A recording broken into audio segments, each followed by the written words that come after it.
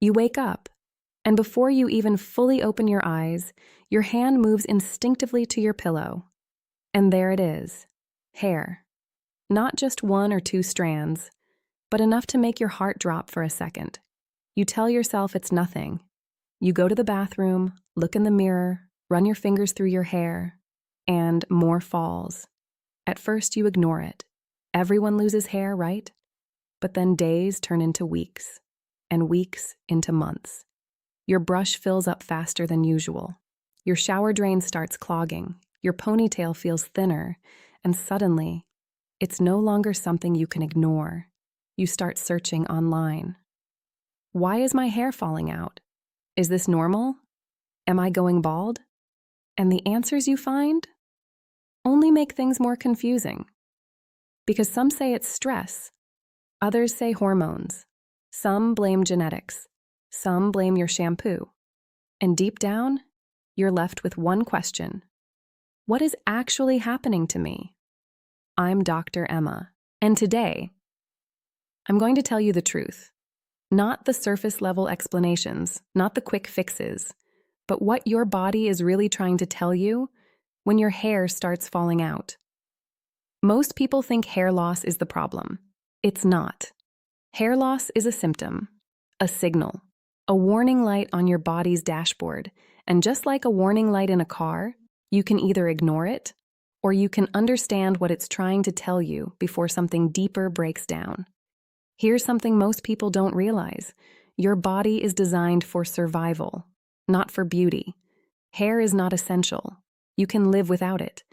So when your body is under pressure, whether it's physical, emotional, or hormonal, it makes a decision, a very efficient but brutal decision. It redirects energy away from your hair to protect your vital organs, your brain, your heart, your immune system.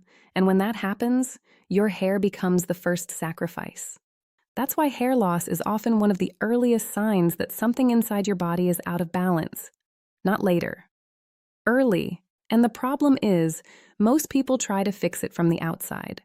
New shampoo, hair oils, supplements they saw on social media. But they're treating the symptom, not the cause. And that's why nothing works long term. To understand why your hair is falling out, you need to understand how it grows. Because hair doesn't grow continuously. It grows in cycles, 3 main phases.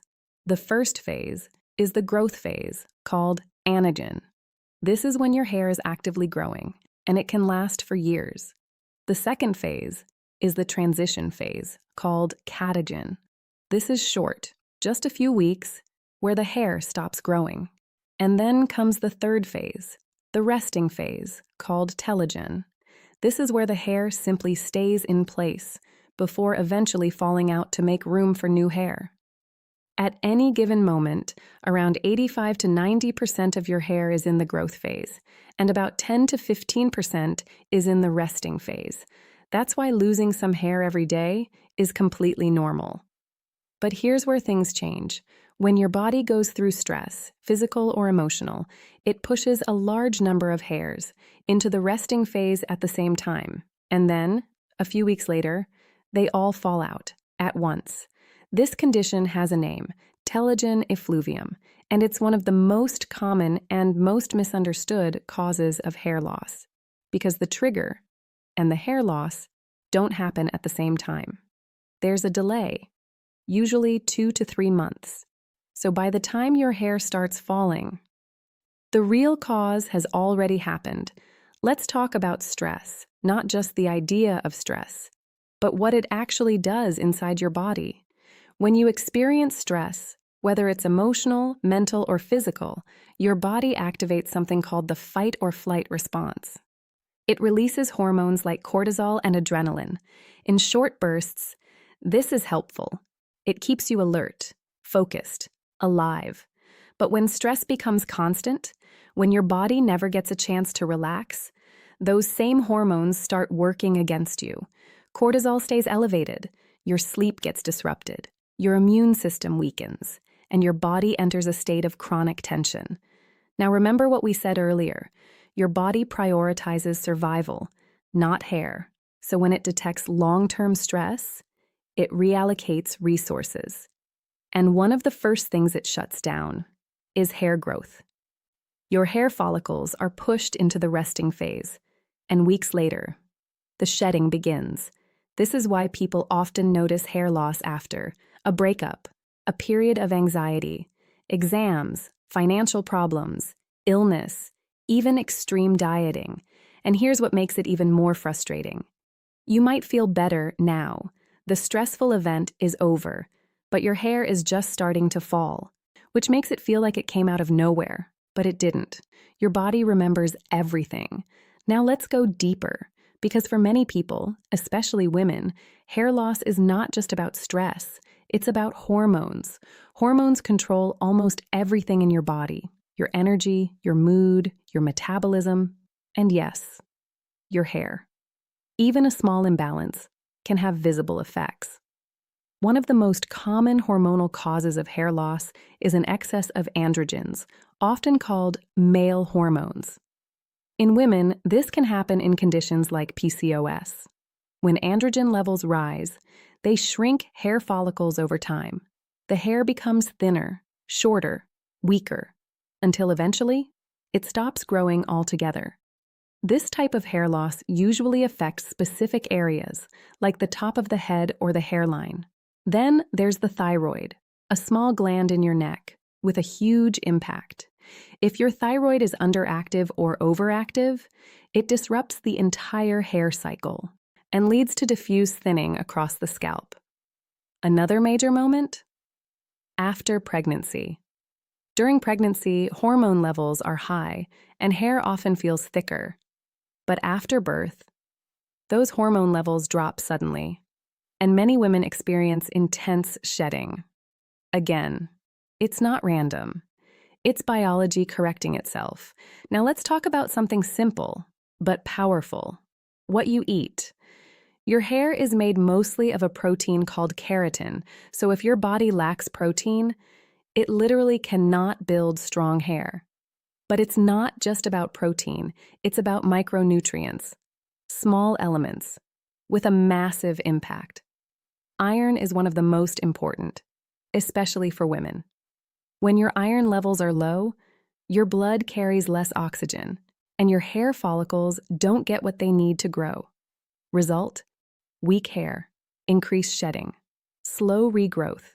Then there's vitamin D, zinc, vitamin B12, biotin.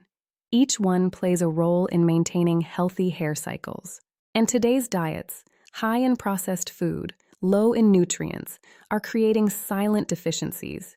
You might be eating enough calories, but not enough nutrition, and your hair reflects that. Sometimes, the cause is not inside your body. It's what you're doing to your hair every day. Tight hairstyles, braids, ponytails, extensions. Over time, constant tension damages the roots. This leads to a condition called traction alopecia, and if it continues long enough, the damage becomes permanent. Heat is another factor. Flat irons, curling tools, frequent blow drying, they weaken the hair shaft, make it brittle, more likely to break. And then there are chemical treatments, bleaching, relaxing, harsh dyes. They don't just affect the surface, they weaken the structure of your hair from within. There's something rarely talked about: the emotional impact of hair loss. Hair is deeply connected to identity, confidence, self-image. So when it starts falling, it's not just physical, it's emotional. And that emotional stress feeds back into the cycle. You lose hair, you worry, stress increases, more hair falls. A loop. There comes a moment when hair loss stops being normal. And the problem is, most people don't recognize that moment until much later. Because at the beginning, it's subtle: a few extra strands in the shower, a little more hair on your pillow, something you can easily dismiss. But then, slowly, your body starts sending stronger signals. Your ponytail feels thinner. Your scalp becomes more visible under light. You notice more hair in your hands when you run your fingers through it, and deep down, you know something has changed. This is the moment where denial becomes dangerous. Because the longer you ignore the cause, the harder it becomes to reverse the damage. So let me be very clear.